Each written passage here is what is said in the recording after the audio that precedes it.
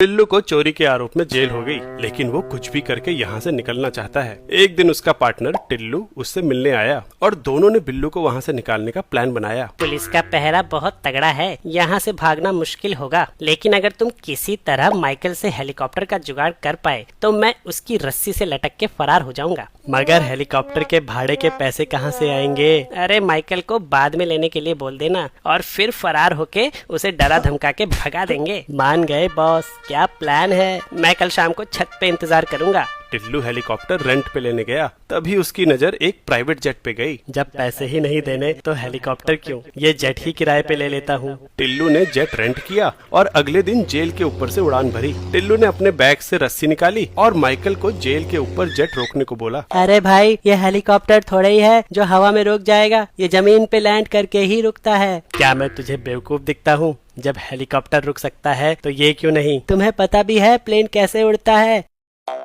Bernoulli's principal नहीं पढ़ा ना तुमने? पढ़ा होता तो ये सब काम थोड़े ही करता। बर्नौलीज प्रिंसिपल के अनुसार किसी भी स्ट्रीमलाइंड फ्लूइड के पर यूनिट वॉल्यूम में प्रेशर, काइनेटिक एनर्जी और पोटेंशियल एनर्जी का जोड़ हमेशा कांस्टेंट होता है। यानी कि अगर फ्लूइड की पोटेंशियल एनर्जी या काइनेटिक एनर्जी बढ़ाओगे तो उसका प्रेशर कम हो जाएगा। हेलीकॉप्टर और एयरप्लेन के विंग्स का शेप कुछ ऐसा होता है कि जब हवा उनसे टकराती है तो एक ही ड्यूरेशन में ऊपर ज्यादा दूरी तय करती है और नीचे कम। इसीलिए ऊपर हवा की स्पीड मतलब काइनेटिक एनर्जी ज्यादा होती है और नीचे कम। लगभग एक ही हाइट होने की वजह से हम पोटेंशियल एनर्जी को इग्नोर कर सकते हैं। तो अब एयर की इन दोनों स्ट्रीम्स की मैकेनिकल एनर्जी बराबर होने के लिए ऊपर प्रेशर को कम होना पड़ेगा और नीचे ज्यादा। इस प्रेशर डिफरेंस की वजह से ही विंग पे ऊपर की तरफ एक फोर्स यानी थ्रस्ट लगता है। क्योंकि हेलीकॉप्टर की ब्लेड्स उसके बिना मूव करे भी घूम के ये प्रेशर डिफरेंस बना सकती हैं, इसलिए वो एक ही जगह पे रुक के भी ऊपर की तरफ थ्रस्ट लगा सकता है। लेकिन एयरप्लेन के विंग्स ये थ्रस्ट तभी लगा सकते हैं जब पूरा का पूरा प्लेन खुद काफी स्पीड से हवा में से गुजरे। तो इसका मतलब जेट बिना आगे बढ़े हवा में नहीं रह सकता। नहीं रह सकता भाई। वैसे मुझे लगता है कि पुलिस ने हमें देख लिया। रनवे पे उतरते ही पुलिस ने टिल्लू को भी पकड़ के बिल्लू के पास पहुंचा दिया। अरे माइकल ने क्या मस्त बर्नौलीज प्रिंसिपल समझाया। बर्नौलीज प्रिंसिपल को और बेहतर तरीके से समझने के लिए खुद से ये 3 क्वेश्चन पूछो।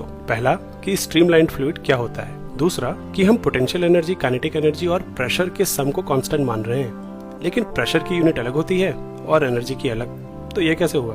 और तीसरा कि विंग के ऊपर से जाने से हवा की स्पीड कैसे बढ़ जाती है। जवाब कमेंट्स में बताओ। इस वीडियो के स्पॉन्सर है collegeassist.in, जो एमिटी यूनिवर्सिटी के किसी भी कैंपस के एप्लीकेशन फॉर्म पे 100% डिस्काउंट दे रहे हैं। अप्लाई करने के लिए चैनल पेज पे दिए लिंक पे जाओ। लिमिटेड टाइम ऑफर है।